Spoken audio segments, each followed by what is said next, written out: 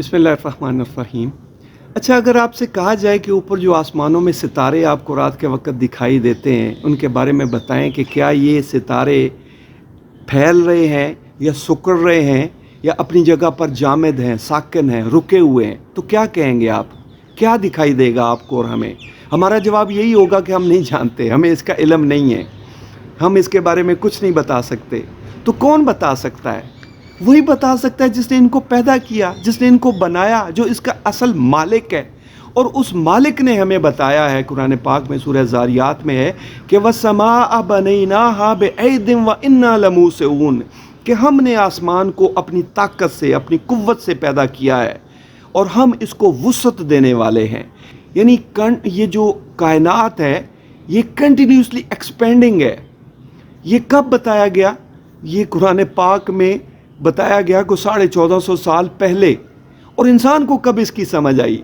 इंसान को इसकी समझ आई 1920 में, जब हबल टेलीस्कोप ने इसके जो ऑब्ज़र्व किया ऊपर गैलेक्सीज़ के रेड शिफ्ट को, कि वो एक दूसरे से दूर जा रही हैं, ये इनमें फासला बढ़ रहा है। तो तब इंसान को ये समझ आई कि ये कायनात तो फैल रही है। अच्छा, आपको ये भी पता कि ये आँख से तो ज़ाहिर है नहीं देख सकते, तो ये टेलीस्कोप से देखा जा सकता था। और टेलीस्कोप आपको पता है पहली कब बनी है? टेलीस्कोप कोई कुरान पाक के कोई 10 सदियां बाद, यानी 1000 साल बाद बनी है। 1610 में पहली टेलीस्कोप बनी थी। और वो टेलीस्कोप भी पता है आपको कैसी थी? वो ऐसी थी जो हम बचपन में वो ख़रीदते थे ना, ईद वाले दिन पैसे मिलते थे तो हम टेलीस्कोप ख़रीदते थे कि वो कोई दूर का दरख्त या दूर के घर दिखाई देते थे। वो उस तरह की टेलीस्कोप थी ये तो। और कायनात की वसतों को देखने के लिए हबल टेलीस्कोप, जो कि कायनात में देख सकती है, उससे ये पता चला। और पूरे लंबे चौड़े हिसाब किताब के बाद इंसान ने ये जाना कि ये कायनात तो फैल रही है। मैं तो कहता हूँ ये जो साइंटिस्ट हैं ना, ये भी अल्लाह रब्बुल इज़्ज़त के बड़े ख़ास लोग होते हैं, जो रब की निशानियों को दिखाते हैं हमें, यानी हमें बताते हैं, हमें एक्सप्लेन करते हैं, हमें समझाते हैं कि ये क्या, किस तरीके से ये हक़ है, सच है। और इसमें जो एक बहुत बड़ा साइंटिस्ट था जिसको दुनिया मानती है, आइंस्टाइन, वो इस बात को नहीं मानता था। वो समझता था, वो कहता था कि ये जो कायनात है ये रुकी हुई है, साकिन है।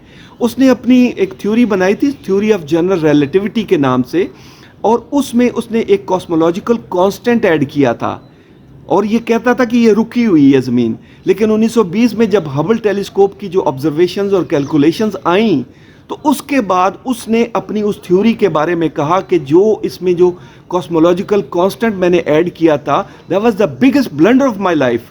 उसने कहा था कि ये मेरी ज़िंदगी का सबसे बड़ा ब्लंडर था, सबसे बड़ी गलती थी, यानी इसको ना मानना। यानी कुरान पाक की बात को समझ लीजिए इनडायरेक्टली कि कुरान पाक की बात को ना मानना ज़िंदगी की सबसे बड़ी गलती थी। अभी भी बहुत लोग गलतियाँ कर रहे हैं, यही गलती कि नहीं समझ रहे, नहीं तवज्जो दे रहे, नहीं मान रहे, हालांकि ये हक है। अल्लाह रब्बुल इज़्ज़त हमें इसको समझना, इस कुरान पाक से कनेक्ट होना नसीब फरमाए। और इसकी ज़रूरत पता क्या क्यों है? क्योंकि इंसान की सबमिशन या इंसान का सर इसके बगैर झुक ही नहीं सकता। रब की ज़ात को पहचाने बगैर सही सबमिशन हो ही नहीं सकती, सही फरमाबरदारी हो ही नहीं सकती। और जब रब की ज़ात को इंसान समझ लेता है तो फिर इंसान मान लेता है कि हाँ, मैंने मर के उठना भी है, फिर अमाल सही होते हैं। और इन आयात की आज सबसे ज़्यादा ज़रूरत है, इन पर बात करने की, इनको फैलाने की, लोगों को बताने की कि देखो ये कुरान पाक में क्या दिखाया गया है। अल्लाह रब्बुल इज़्ज़त हमें ये समझना और इस पर ईमान और होना नसीब फरमाए, और लोगों को आगे बताना और आगे बढ़ाना, आगे समझाना नसीब फरमाए। जज़ाकल्लाह।